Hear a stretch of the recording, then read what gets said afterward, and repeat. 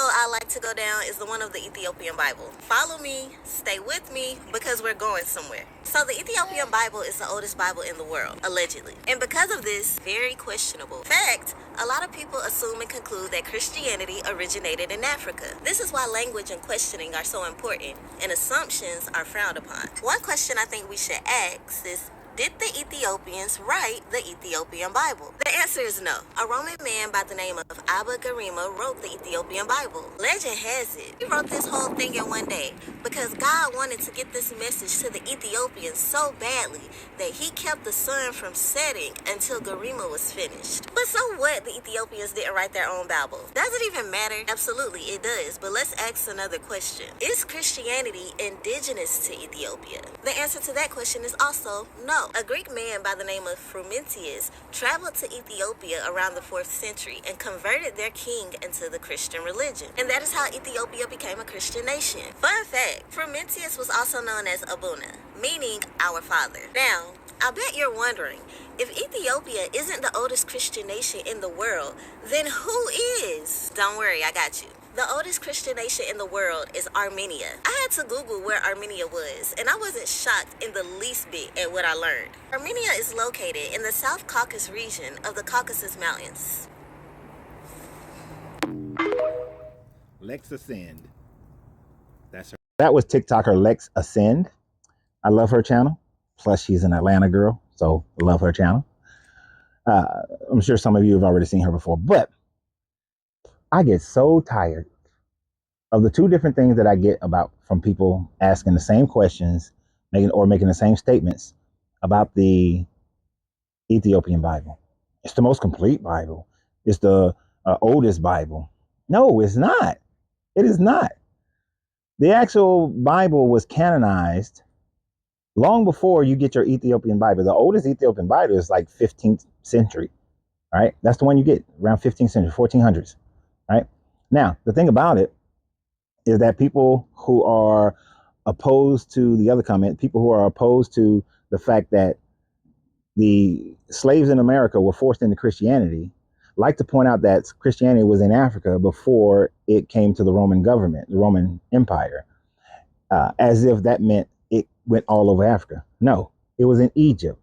It was in Egypt at the Coptic Church.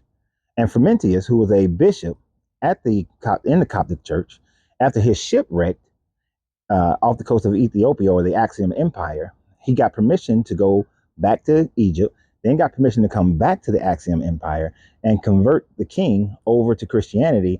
And that king, Menelik, then converted the Axiom Empire, which becomes Ethiopia, into Christianity circa 330 CE, meaning that Christianity didn't come to Ethiopia until 330 CE.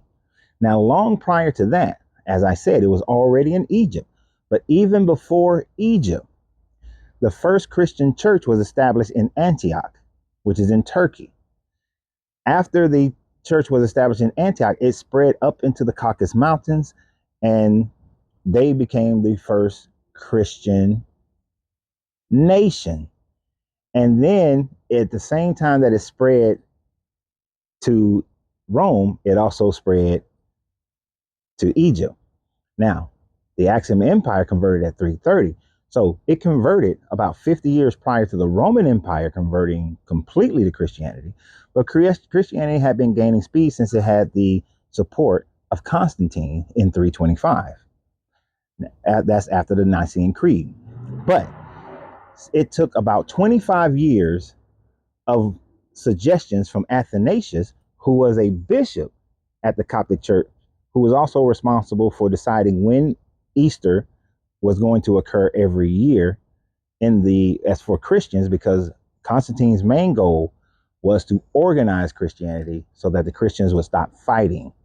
And it wasn't until 381 that Theodosius made Christianity the religion of the Roman Empire. Now, part of the reason why he did that is because Constantine's mother had already become a Christian, and she pledged many of her resources to building Christian churches.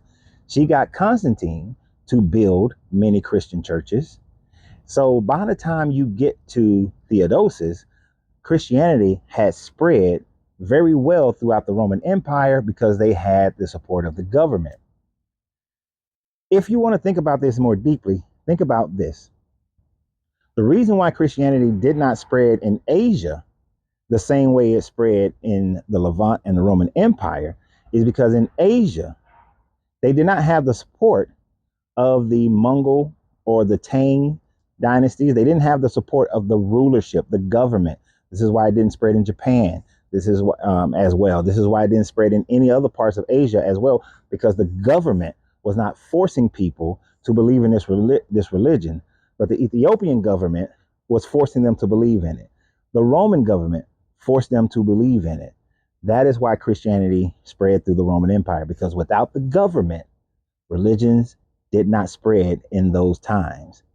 And even in today's world, without the support of the federal government and their tax exemptions and things of that nature, Christianity would die off. If it wasn't for the government of the Arab nation becoming Islamic, Islam would not have spread. If it wasn't for the government of Saudi Arabia, United Arab Emirates, Libya, and all these other countries, if it wasn't for support of the government, these religions too would be dying out. Y'all have a great day. And remember always, you have to free yourself to be yourself because your greatness is non-negotiable. Good journey, good vibrations.